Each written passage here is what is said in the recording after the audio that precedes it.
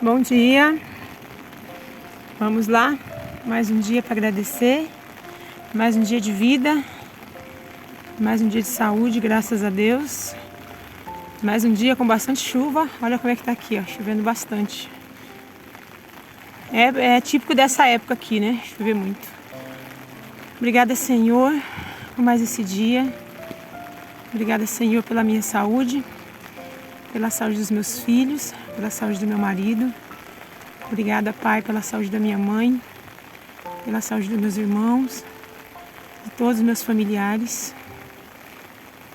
Obrigada, Senhor, por mais esse dia. Obrigada por esse ano que está se fechando e iniciando um novo ano, graças a Deus. Vamos à palavra de hoje. A palavra de hoje está em 1 Tessalonicenses. Porque não nos chamou Deus para a imundícia, mas para a santificação. Essa é uma daquelas cartas escritas por Paulo na Bíblia, né? Tessalonicenses. E essa carta foi escrita por Paulo. Uma carta feita do contato, toda a experiência que ele teve com Cristo. Mas a escrita é dele, mas é da experiência dele com Timóteo e Silas, né? Mais outras os dois profetas da época, que também tem o seu nome nas histórias da Bíblia, né? Mas foi Paulo que escreveu, mas é como se fosse uma experiência em conjunto que os três tiveram com Cristo. Eu estou estudando a Bíblia aos poucos, estou pegando um livro por vez da Bíblia para estudar, para entender, e aí a gente vai conhecendo a história de verdade. Eu acho que é muito importante a gente, quando a gente está firme seguindo a palavra do Senhor, a gente entender, a gente não só ouvir, como eu fiz muito isso na minha vida no passado, eu só ouvi uma palavra, um versículo da Bíblia e não entender muito, não entender por que aquilo, como por exemplo essa parte do Tessalonicenses, que é uma carta que eu sempre achei que se referia a alguém no sentido de mais um profeta, sabe?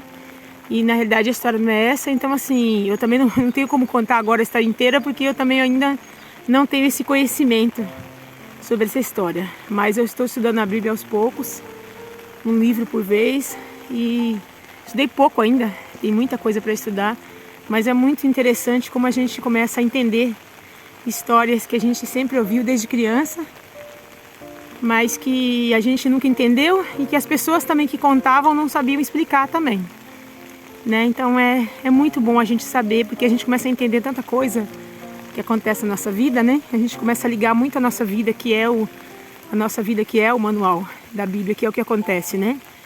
Então, quando você começa a ter conhecimento da Bíblia, entendendo como as palavras que estão escritas lá, em cada história, cada capítulo, você começa a entender situações da sua vida. Como nessa palavra está falando sobre a santificação, na Bíblia fala que ser santo é ser separado do que é impuro e consagrado ao que é puro.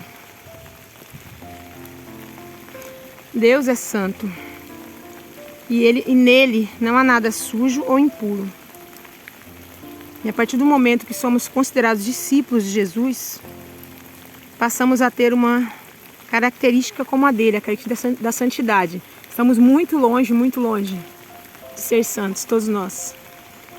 Somos muito pecadores, mas a gente passa a ter características da santidade de Jesus. Todos nós somos chamados por Deus para consagrarmos nossa vida a Ele. Deus quer isso, exatamente isso de nós, que andemos sobre os seus caminhos, sobre os caminhos dele, que sejamos direcionados por Ele. Mas para isso precisamos estar cada vez mais firmes na oração e no sentir da presença do Senhor em nós, em cada um de nós. Então o que Deus quer de nós é o que um pai quer de um filho. É a presença, é estar próximo, é seguir o exemplo, é seguir os caminhos. Não é assim que nossos pais ensinam? Eles ensinam coisas boas, a maioria deles, né? Coisas boas, exemplos bons que os que não fazem deveriam fazer. Para quê? Para que os filhos possam ter exemplos bons para seguir, possa estar próximo dos pais, possa amar e respeitar os pais, mesmo quando tiver sua família. A partir da família do seu pai e da sua mãe, você aprende a respeitar, a ser responsável, a amar o seu esposo ou esposa da mesma forma que você vê o seu pai e sua mãe. Então é isso que o Senhor quer de nós. Ele como um pai também. Ele quer nos ver próximo a Ele, Ele quer nos ver seguindo o exemplo dele. Que é um exemplo bom e puro, sempre.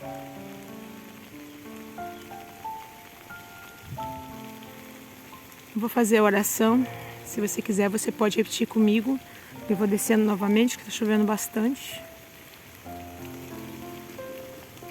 Senhor, te peço forças para me manter sempre em teus caminhos, em tua palavra. Um dia que fico sem a oração, percebo algo que se esfria em mim. Não quero, Senhor, me distanciar de Ti. Declaro, Pai, que sou completamente dependente e obediente a Ti. Eu oro em nome de Jesus. Amém. E isso da oração é algo muito real. Quando a gente fica um dia ou 2 dias sem fazer oração, sem fazer aquela rotina diária que eu estou falando do meu caso, que eu faço todos os dias, eu sinto essa diferença. Eu sinto esse esfriar. Por isso que a gente tem que procurar o Senhor todos os dias, todos os dias.